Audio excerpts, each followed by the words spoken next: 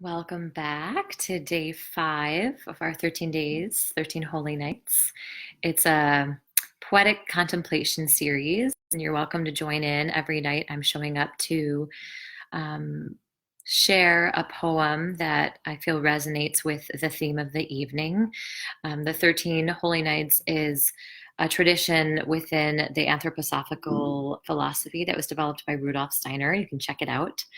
And tonight, each night has a different zodiac sign that correlates with it. We are now going to be meditating, or the poem is influenced by the theme of Taurus. And the zodiac sign of Taurus is known to be very steadfast, trustworthy, grounded, diligent, hardworking, perseverant, resilient, all of those words. And the theme for the 13 Holy Nights, and again, this is the time between Christmas Eve and January 6th, where we drop into the womb of the earth, where we drop into stillness and commune with Source, with this higher power, whatever you call it, or whatever feels true for you. And so the question is, filtering that, or I don't want to say allowing ourselves to be influenced by Taurus. Are we willing to stay in the mystery? Are we willing to be in the void, in that silence, in the stillness? Hey, Jessica, thanks for your love.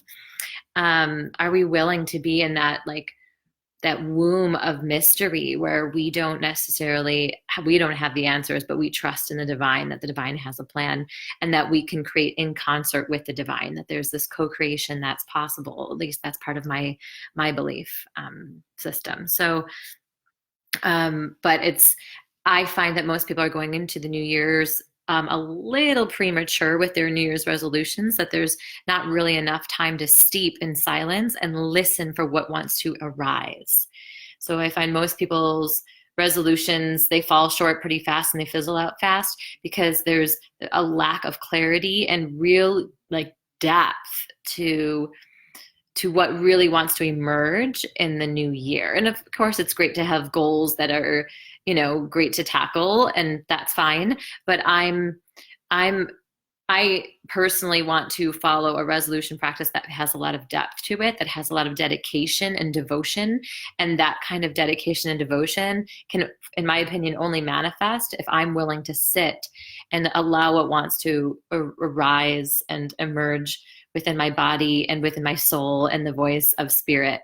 So that's a lot, but I listen to the wisdom of my body, I listen to the wisdom of my own soul, and I listen to the wisdom of spirit or God or this greater source. So there's a couple things that I'm attuning to, and just allowing truth to show up and what wants to emerge this year. So sorry, that was a little tangent, but I think it does match very well with what I'm sharing about Taurus and how they're so steadfast. They're willing to be forged. They're more disciplined by nature. They're willing to be forged is such a good word. They're willing to be in this womb and just simmer in the dedication, in the devotion. And it's simmering might sound passive, but it's anything but. And really sitting in stillness and meditation might look passive, but it's actually quite active in the sense of the allowing we're doing, the receiving we're doing, which we don't typically do as humans. We're just doing things, but it takes something. It takes something to sit and receive in silence, and that's faith. And faith is there's something active happening there. So I just wanted to share that. Hey, Harpreet, good to see you from Canada. Represent. Okay, so the poem I'm going to share today is by Hafiz, one of my favorites. He's a Sufi, was a Sufi mystic, and his words are always beautiful.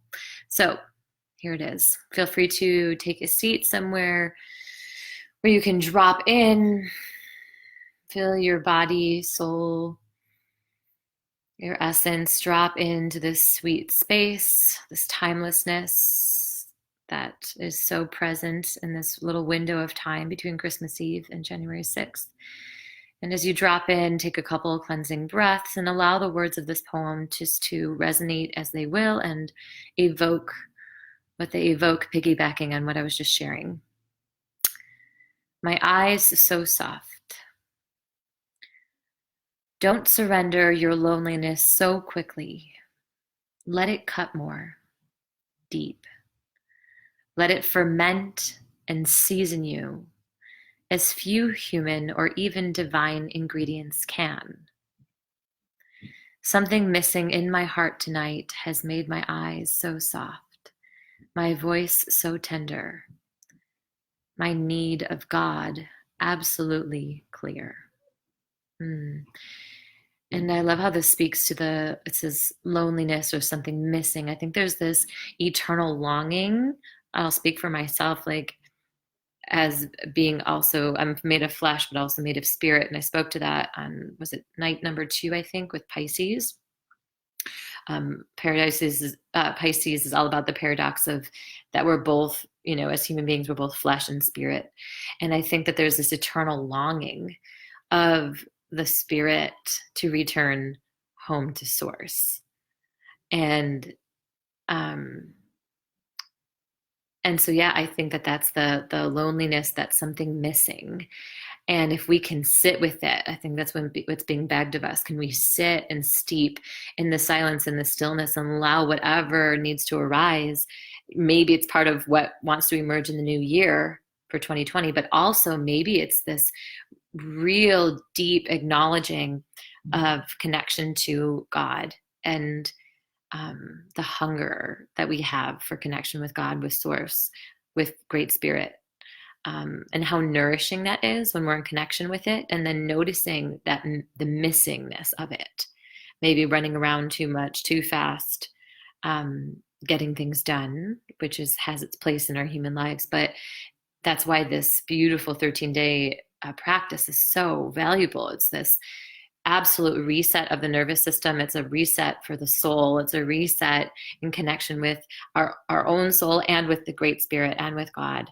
So I find it so nourishing. It's like this, it's bittersweet though too. I mean, some of it feels almost painful, but not in a bad way, but just like that, the hunger, that longing of wanting to connect with God and being held in the embrace of that heavenly embrace. So yay, Harpreet, your goal is, that's beautiful. Your goal for 2020 is devotion to love, devotion to Source. Well, then this 13-day practice is perfect for you. Feel free, and anyone else who's watching, feel free to, check out each of the videos from each day. You can always catch up. And what's beautiful, again, each night correlates with this different zodiac sign. So what we're doing is planting a little seed. We're imbuing each month that the zodiac represents with the theme, that whatever the poem evokes, and that kind of frequency, we're planting that frequency for each of the months. So it's really powerful. It's really potent practice that I started doing last year, and that I started practicing myself, and now I'm actually sharing it because it was so beautiful for me. I want to share it with others.